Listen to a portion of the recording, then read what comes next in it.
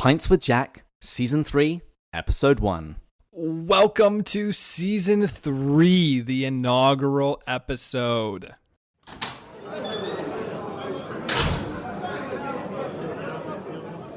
Yes, and good morning. Welcome to Pints with Jack, a podcast where two enthusiastic C.S. Lewis amateurs get together, share a beverage, and discuss a work of C.S. Lewis. And this season, we're going to be reading Till We Have Faces. My name is David, and I'm joined by Matt, Too Cool for School, Bush. Did you think of that on the spot? Because in the notes, it just has in parentheses nickname. Yes, well, since your disparaging comments about my haikus, I need a creative outlet. So I've decided that for this season, every time I introduce you, I'm going to come up with a really cool nickname for you. That's really great because in high school, I was the opposite of the too cool for school person. I was a nerd. So this is really nice that later in life, I get to take on the cool kid role. And also, when I met your mother, she was encouraging me to encourage you and be affirming. So most of these nicknames will be quite nice. That's why I love my mother. And I also want to take a little bit of, I don't know, maybe the word was beef. Are we still amateurs after going to a C.S. Lewis conference in Montreat? I mean, wouldn't we be now like intermediates? No, if anything, our status as amateurs is now in jeopardy because I'm not sure if we're even that good. That is true. I saw the gap when one of the speakers had read 350, every single one of the Inklings' works. I'm like, oh man, I haven't even read all of Lewis's works. I'm claiming to do a podcast on him. You haven't even read all of Narnia. Ouch. For any new listener, yep, this is David and I. Well, for any new listeners, each week we have a drink of the week and a quote of the week. So what are you drinking this week, Matt? Oh, I mean, it's the beginning of a new season. Of course, I'm going to drink my favorite scotch. And what is that, David? Macallan 12. Ah, there we go. It is so good. What are you drinking? Well, I just got back from going for a 4.5 mile run with my girlfriend, so I've got I've got a pint of water, but I also have some VAT 69 that is still delicious, despite the fact Douglas Gresham tried to ruin it for me. I was going to be really angry if you did our inaugural episode and you were drinking water. Like, seriously angry. Need both. Need to hydrate first. Oh, well, I'm excited for this episode, which we'll get to after the quote of the week, because I cannot wait to introduce all of the new stuff we're going to be doing. But I'm getting ahead of myself, if you can't tell. So what's the quote of the week? I chose from Mere Christianity. For all new listeners, go back to season 1. It's great. We went through Mere Christianity. I chose the quote, "The Son of God became man to enable man to become sons of God." And I chose this because so much of this book we're about to go through, Till We Have Faces, which is less known of his works with many individuals, because it's not one of his more popular Screwtape Letters one, is so much about that becoming, the tearing off of the false self, becoming the true self, that theosis we've talked about, that new man, that journey. And so I thought this was just a very fitting quote so listeners know what to really pay attention to and to get excited for. An actual account of a person becoming, a fictional one that Lewis wrote, tying together all of his stuff from all of his works, honestly, for Love's Mere Christianity. So that's why I chose it. Well, with that, cheers. Cheers.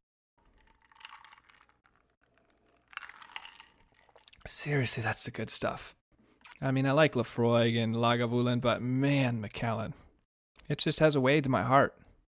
Well, I've been kind of sweaty, so I'm really enjoying the water. I'll get to the VAT 69 as you start telling us what's going to be happening this season.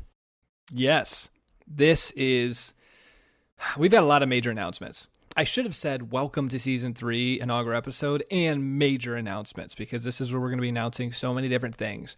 For people who follow us on social media or naturally go to our site, which we get a pretty good amount of traffic a week, I see. So some of them have already seen what we've been doing, but first and foremost, we've got a sick new logo in conjunction with season 3.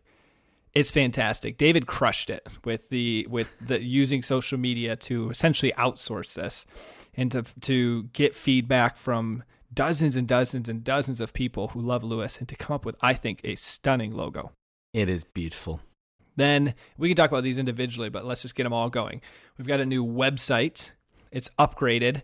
It's fantastic. We're excited for it. It uses a new logo, new color scheme. We've brought I can't announce this yet because that's the next thing. The next thing in conjunction with that is a new blog, which we're very excited for. Should be pretty much a post every week. Of course, David and I have a lot going on, so sometimes there's, even with the podcast, we miss a week. But the blog, what we're hoping for out of this is our podcast will always be the central part. That's where you can learn about the work. We go deep and we really let the work guide the conversation. The chance from the blog is to allow, if there was something that jumped out to us or a major theme, for us to expand on it and to dive in and to, in my opinion, to connect it a bit more to our own lives and to allow it as a chance to connect it to our own spiritual journeys in a way that the podcast we still do, but we're trying to keep it tight to the content. And then in addition to that, the YouTube videos. So you guys have seen the mini series we did. What we've decided to do with YouTube is we're going to keep that going.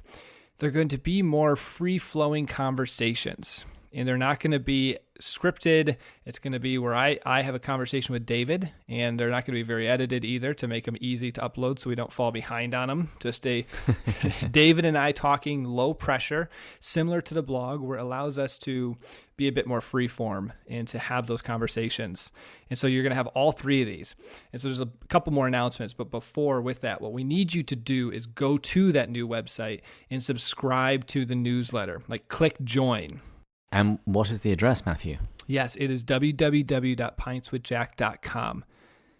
And the reason for that is it's YouTube particularly is the worst for notifying you when you get new videos, even as you're a subscriber. The blog, there's obviously no way you're going to get a notification.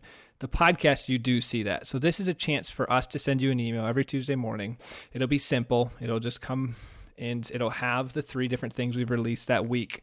And it'll be a chance for you to get them all in your inbox in the morning on Tuesday. It's like you're with the Inklings. So go now and do that. Stop this podcast. Okay, you're back now? Good. Now you can play it. Yes, sounds good. And David, you've been more on this one. What's the next one here we got to announce? So we have some apparel coming our way. The designer of the logo, he and his wife also have an online store where they've got all kinds of clothing and mugs. And they're just putting the finishing touches to the page where you can buy Pints with Jack t-shirts. I'm so excited for those. They do great work. I think I'm just going to take my closet and just burn all of my clothes and just repopulate it with nothing but Pints with Jack t-shirts. The one thing I can't wait to do for some of the listeners, and at some point, and I don't know if there's a way to do it through them or if I'll just have to take special orders, Patagonia vests with the logo on it. I'm a big vest guy. If people will learn about me, I love the vest. I love that Patagonia. And when we were in North Carolina, I specifically came with a vest so I could fit in. I was so happy with that. You just made my day. And so I really want to get some of those. And I don't think those you have to order the vest separate. So I have to do a side order, and then I send them off to a logo person to embroidery, and then I'll send them directly to people. It'll be a little pricier, but they'll be worth it. Actually, I might use those for giveaways. Those are great giveaways. What else we got, David? Keep it coming. Keep it coming. Well, you and I have just been setting up a Slack channel this last week. What about the one before that? Oh, sorry. Sorry, I'm just jumping ahead. There's just so many announcements. I know. Okay, then the other thing that we're slapping our logo on are pint glasses. They're so good. They're laser etched with lasers. And they've got the Pints with Jack logo on them. They look amazing. When Matt and I were at the conference, we actually had one of these pint glasses sent to us there so we could take a look at it and then gift it to C.S. Lewis's stepson, Douglas Gresham. So when we make these available for purchase, just know that you're in very good company. They look fantastic. And then we also will, through that, we can do the Scotch glasses too, or whiskey glasses. The same site does it, so those look cool too. Mm-hmm. Yes. And now the next one. And now the other thing that you and I have been setting up is a Slack channel. And for those people who've never heard of Slack before, think of it as basically a chat room. And so it's a place where you can go and you can talk about Pints with Jack and everything that we're reading and chat with us. I'm very excited for that. Listeners, be patient with us as we learn how to use that and to utilize that and to work that into our weeks. But I envision when there are hundreds of members a part of it, in hopefully the next year, we have a lot of subscribers, so I think there could be a lot that do that. It's not only a chance for you guys to communicate with us, to ask questions, but it's a chance for you to communicate with each other. Mm-hmm. David and I have been incredibly impressed with how much you guys have treated this like a community. We get emails all the time that say, I look forward to this conversation every week. I feel like I'm a part of it. That's between us and you.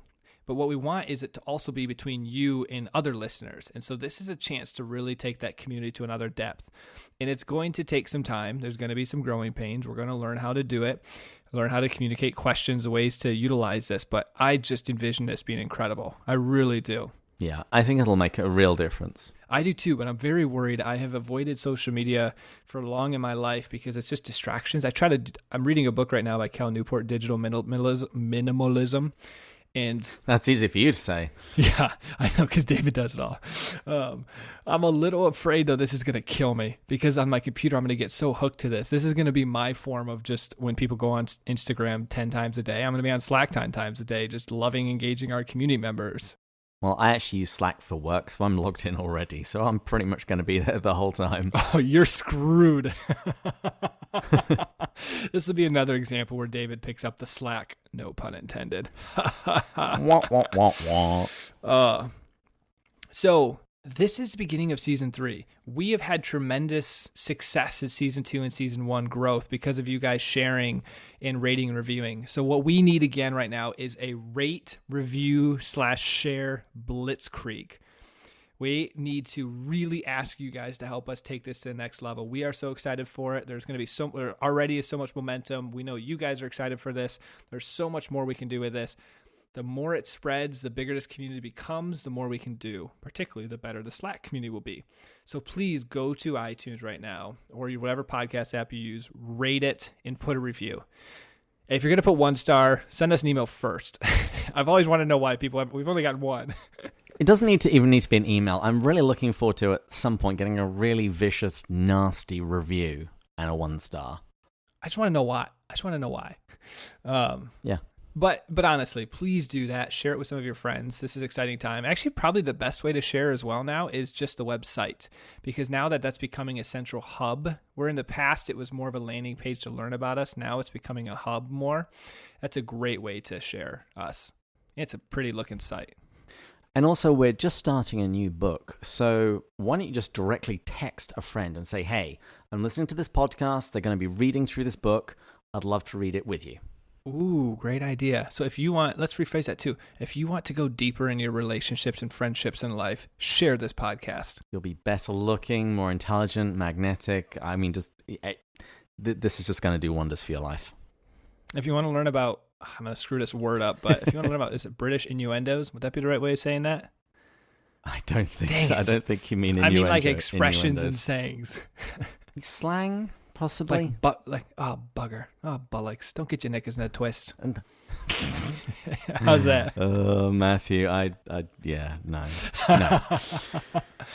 But nope, more importantly than all of this, listeners, Matt made it to season 3, and he is still here. I know.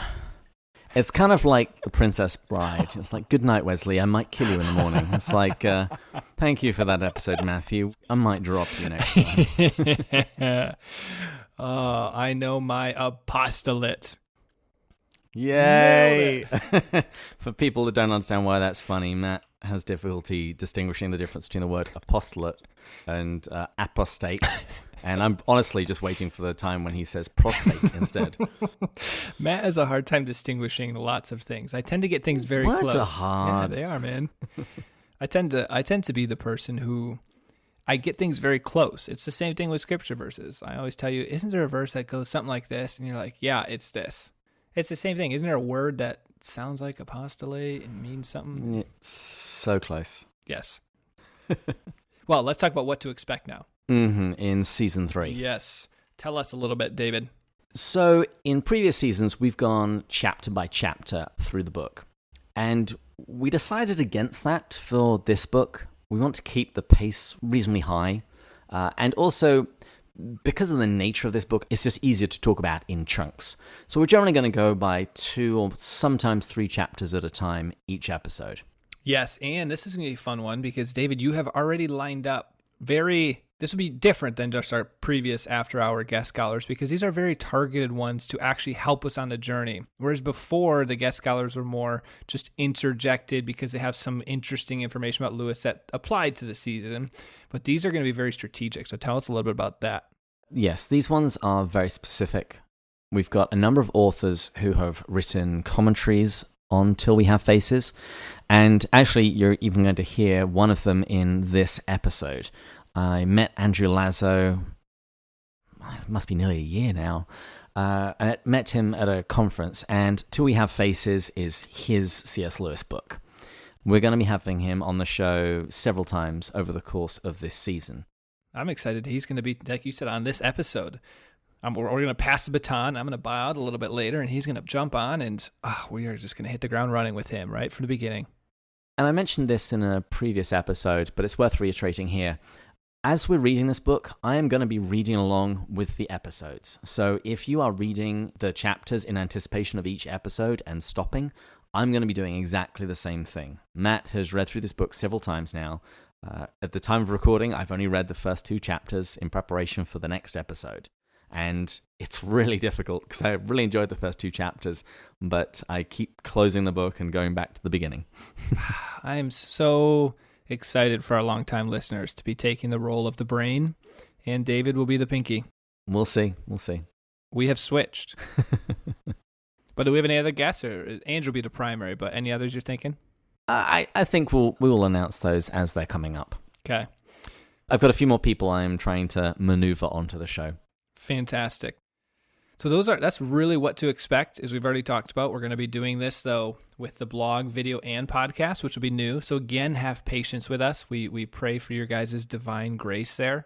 The way to think about this, what we're trying to do is think of New York, the tourist bus scenes, or the tourist organization that say, we're going to take you by air, land, and water. You can take a boat tour, a bus tour, or a helicopter tour. It's like, we're going to get you by blog, words, by text, video, and audio. Like, we're coming from all angles, and we're going to be spreading Lois. That's a lot of Matt and Dave. I'm not sure if everyone really wants that much, but... Well, in the Slack community, man. So this is all going to be very new. All to say is going to be very new. And I am particularly excited for Till We Have Faces, this book, as well. So not only because of format, but also the material we're doing. I'm excited mainly because probably the best way that I would describe this book, now that I've actually read it, without going through themes or giving things away, is this book is really the compilation of lots of Lewis's works in a single story. So think of how The Great Divorce really highlighted a lot of Lewis's theology on becoming, that theosis. So in a fiction work, he encompassed a major theological point. I would say Till We Have Faces encompasses that point. It encompasses the 4 loves. It's got a lot of mere Christianity in it. It's got even Surprised by Joy, his longing that he learned about. I mean, there is all of his works coming together in this story of these main characters, honestly, these 2 dichotomous characters, if that's even a word. And so I am particularly excited for this because we're going to be connecting this constantly back to his other works. Yeah. We're going to learn a whole lot, including new made-up words by Matt. Is dichotomous a word? I mean, I know dichotomy is.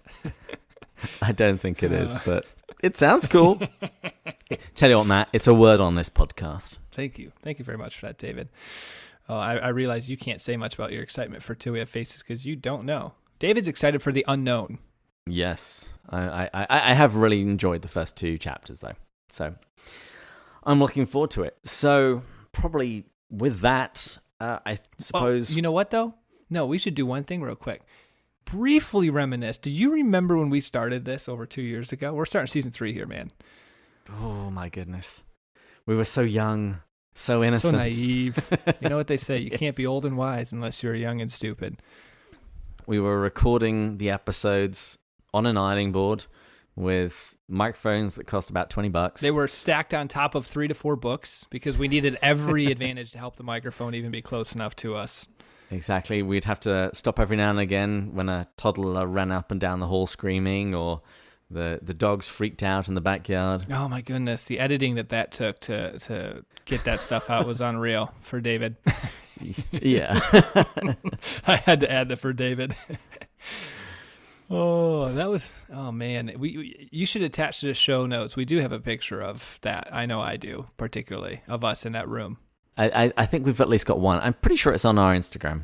Okay, good, because we essentially lived out. Doesn't Lois have a chapter or something that essentially says "fake it till you make it" in Mere Christianity, except with the Christian principles? I mean, we faked it. We started, by the way, with just no base, which is so cool to think about. I mean, it's such a blessing to have gotten to this point. We started with no base, except you had a small following. I don't mean that in a negative way, but on Facebook, and you dumped obviously this to all of your friends. I did to my friends, and that's how we got started.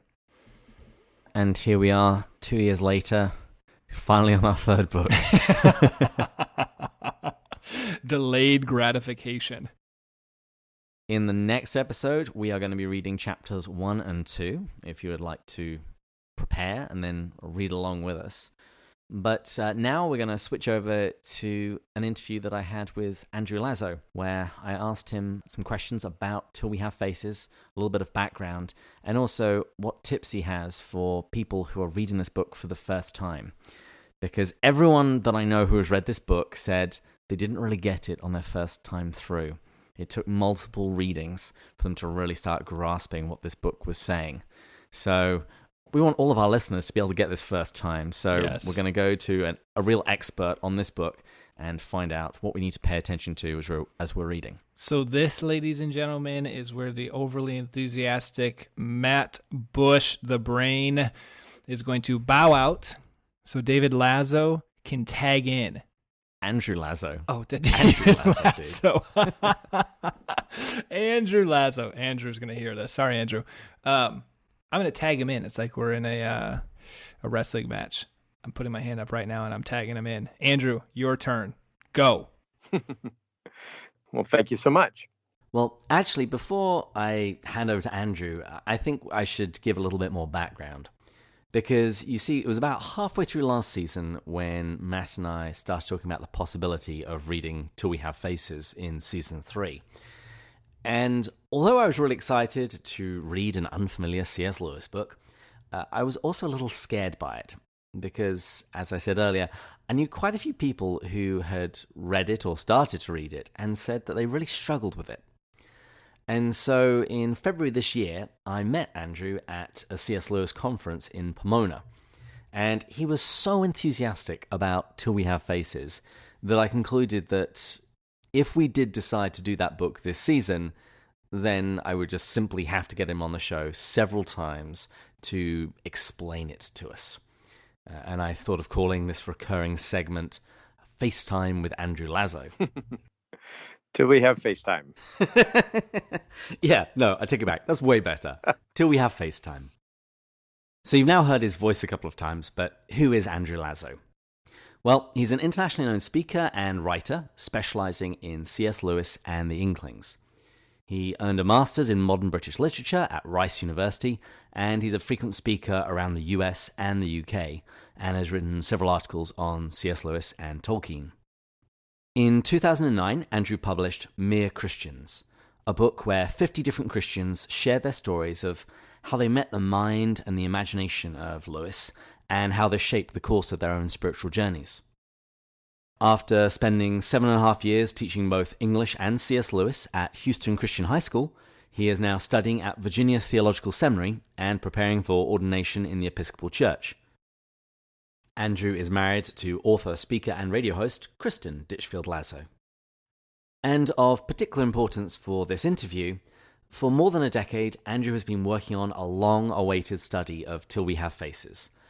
And I'm rather hoping that having Andrew on the show multiple times this season will help keep us going until he finally finishes and publishes it.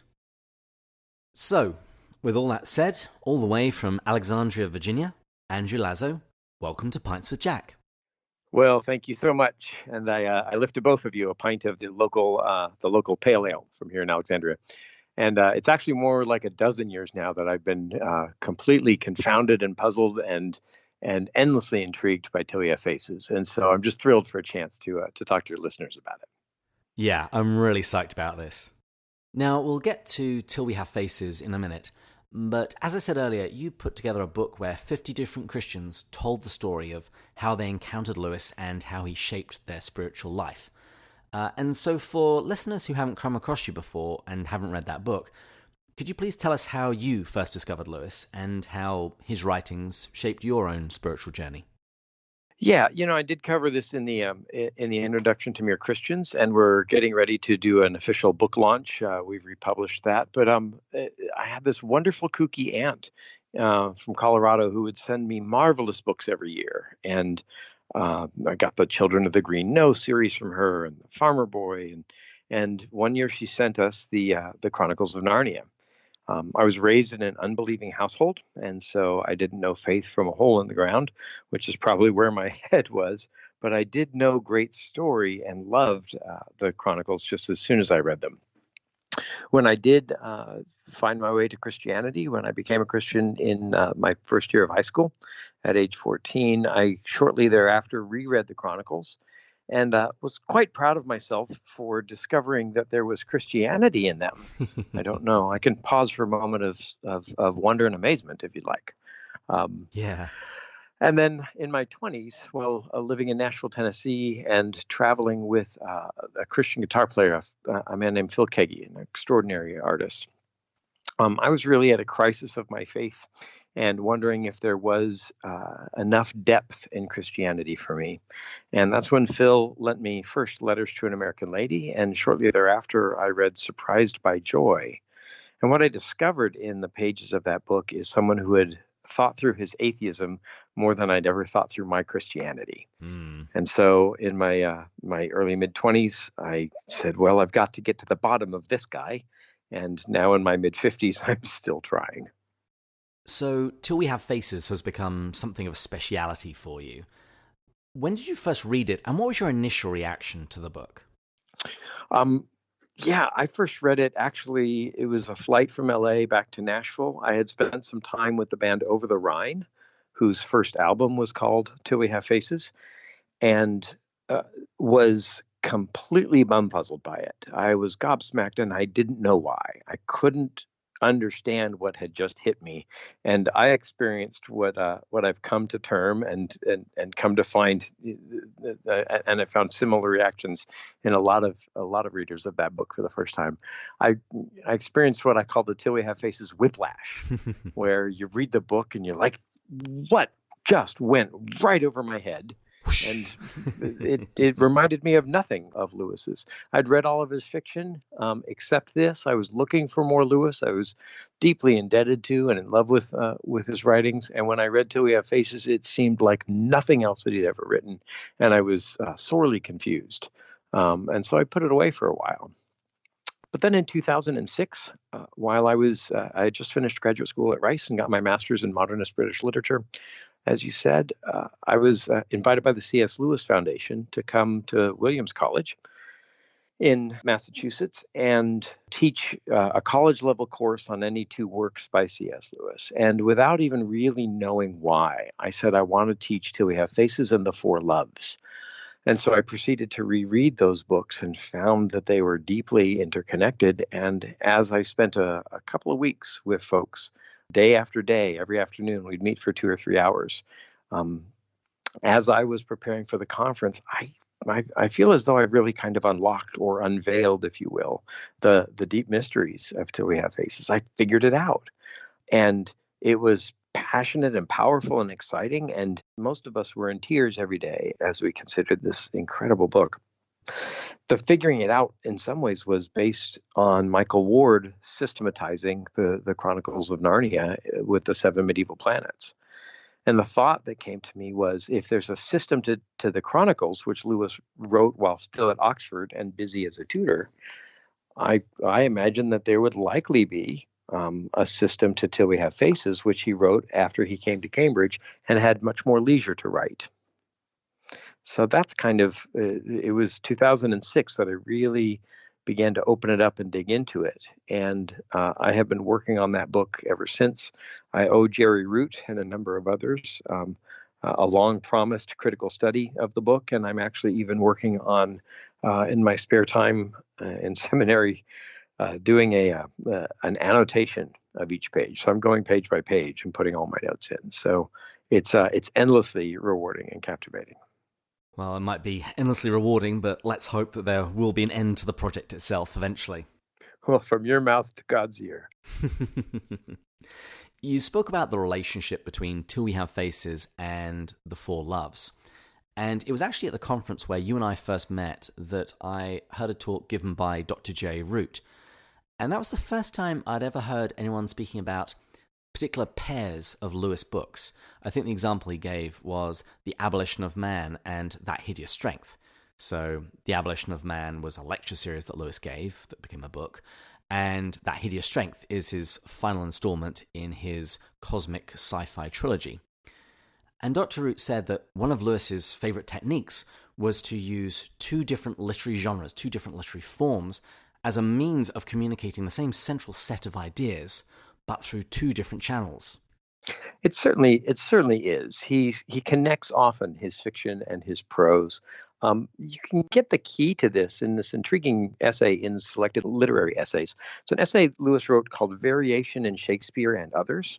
And he talks about Shakespeare's ability to, or his proclivity for, developing one metaphor and then approaching it in a different way and developing a different metaphor and then a different way and kind of attacking a subject from many different angles and sides.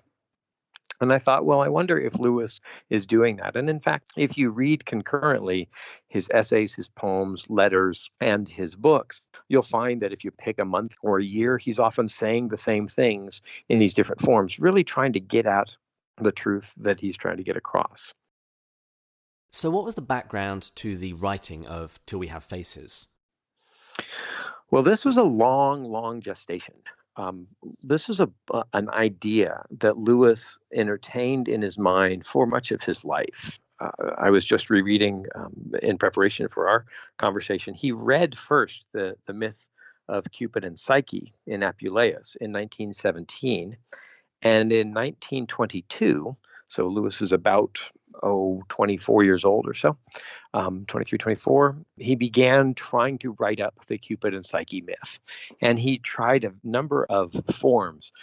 Those of you familiar with his essay on how to write for children and his essays on the Narnia stories, he says an idea bubbles in an author's mind like marmalade. And then once it kind of forms up together, it's looking for a jar. It's looking for a form. So when he had a picture in his head of floating islands, well, that's obviously a science fiction book. You know, a fawn walking in a forest, well, that suggests a fairy tale. So he first tried to write this Cupid and Psyche story as a poem. He tried to write it as a play or a masque, and he finally turned late-ish in his life to the novel. And if you read the note at the end of Till We Have Faces, and in fact, I'd recommend reading that note first. He does a quick summary of the Cupid and Psyche tale, and then he says that there's a change, an alteration to the story that Apuleius tells. And he said it thrust itself almost upon the first reading. Apuleius didn't really tell it right. But that's the way that medieval and classical authors would often do things. They would go behind the received story and they would add things to it and subtract things to it. So Lois, in some ways, is writing very medievally in kind of going behind Apuleius and making an alteration to the Cupid and Psyche tale. So he was at it for much of his life, and you actually see some of the characters bleed into other works. So there's a character in one of the earlier versions of Till We Have Faces from the 20s, I believe, called Caspian. Sounds familiar. Who makes a dramatic reappearance. And there's a character named Jardis, whose name will almost ring a perfect bell. And so Lois... No, Diggory, don't ring the bell. Yes, but don't ring the bell for Jardis, so, or Jadis as she comes to be called. So the idea was percolating for a long time until he got leisure, until he went dry, and until he had a glass of whiskey with Joy Davidman one night. Now, that's actually one of the other questions I wanted to ask you. The book is dedicated to Joy, the woman who would become his wife. What was her involvement in the writing of the book? Oh my goodness, we could spend a whole season on that. And I've had great fun with Patty Callahan Henry talking about some of this in her podcast. But one of the kind of revolutionary claims that I'll make in my study of Till We Have Faces is that Joy Davidman was essentially a co-author. I've heard from Lyle Dorset that Owen Barfield and George Sayer both said the same thing, that Lois and I've heard Walter Hooper say the same, that Lois wanted to put her name on the book as his co-author, but she refused and said, "I've just helped you write more like yourself." Well, during the Westminster Abbey Memorial Stone in Poets' Corner in 2013, I went over to England to be part of that auspicious gathering. And the Sunday afterwards, we gathered at the Kilns for a celebration hosted by the C.S. Lewis Foundation. And I had some time with Douglas Gresham. And Doug said, and these are his exact words, there was a double author to that book. Jack would write it up and Mother would edit it and make suggestions, and then Jack would go back and rewrite the chapter. And Joy Davidman herself mentions that she's not a tenth the author that Lewis was, but she can help him write more like himself. And she says he finds my help indispensable. And so they really, I think, wrote that book together. That's really quite amazing that Joy could realize that Lois was the superior writer, say that I'm not 1/10 the writer that he is, but to still be able to realize that she could still help him and tell him how to write more like himself. One other question I had for you is, I've just started reading Till We Have Faces, and I came across the epigraph right at the beginning, where it says, "Love is too young to know what conscience is." What does that mean? It's a great mystery, and I have to be honest, I haven't completely figured that out, but there's an interesting relationship between the epigraph and the dedication. So love is too young to know what conscience is, of course, is John Donne. But the dedication is to Joy Davidman. There's a letter in the Collected Letters, Volume 3, where Lewis writes to Jocelyn Gibbs, his publisher, and he says, "Please make sure to separate by as many pages as you can." I'm paraphrasing here. "Please keep as far from one another the epigraph and the dedication to Joy Davidman. I wouldn't want people to get the wrong sort of idea." Or perhaps the right sort of idea. Right. Well, he says the wrong idea, but it's 3 or 4 days after he had married her in the registry office. So it seems like if Michael Ward is right about Lewis being secretive, I think that there are some secrets going on there. I think he dedicates it to Joy Davidman initially because she helped him not only conceive the book. There's a wonderful letter in Out of My Bone, edited by Don W. King, Joy Davidman's letters, where she says Jack has run dry, but we stumbled on an idea. We had another whiskey each and kicked this idea to life. And then the next day he came down having written the first chapter, and they went through it together, and Jack went back and rewrote it. And so I think that she was intimately involved in the writing of this book. So to place the composition of the book in time, they composed that book together in the spring of 1955. What's fun about that date is that those who are familiar with Joy Davidman's love poetry to C.S. Lewis, those love poems end in 1954. And in 1955, in the spring, they begin writing Till We Have Faces together. Steve Beebe and I spent a wonderful couple of days traipsing through every biography and every letter and every reminiscence and recollection that we could find. And I believe, according to Warnie Lewis and Chad Walsh and his wife Eva and all those who were around, I think that Lewis fell in love with Joy Davidman in the spring of 1955, even though he wouldn't admit it to himself until she was about to die of cancer in 1957, when he actually married her the second time. So I think that this writing together, this collaboration, is kind of the site of them falling in love. And that's, I think, an important factor to keep in mind as you read this book. How was Till We Have Faces initially received by the public? You know, it's sad. And part of my fascination for this is because of Lewis's actual words. He says that this is far and away my best book. And in another place, he says it's much my best book. But he also goes on to say it was a great disappointment with the critics. They seem to have not known any more than we do what to make of the book. And so it just kind of sank like a stone. I think that Lois wrote a masterpiece. I think that he wrote a masterpiece, maybe even on the level of one of the greatest pieces of fiction in the 20th century. But I think that he hid his secret too well.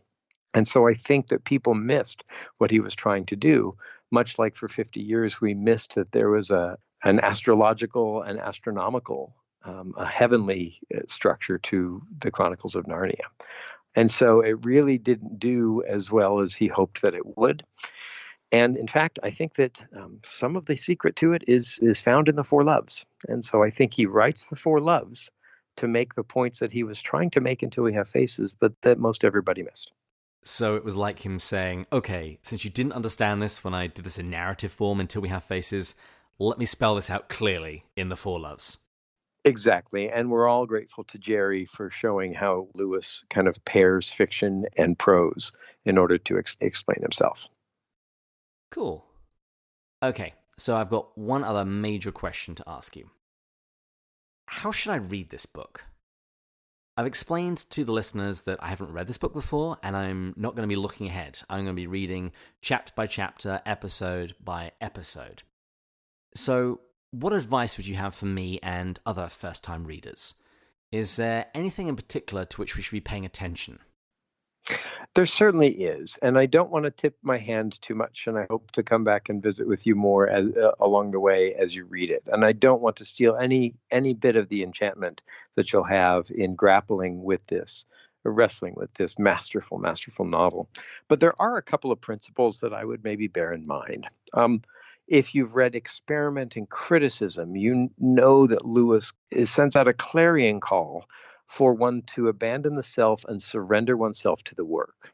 And so one of the things that made TWHF Faces so difficult for me and for many people that I've talked to, and I've talked with hundreds of folks who had a similar experience, we approach a work with some expectation. Mm-hmm. A wise friend of mine said to have an expectation is like planting a resentment in the ground and waiting for it to bloom.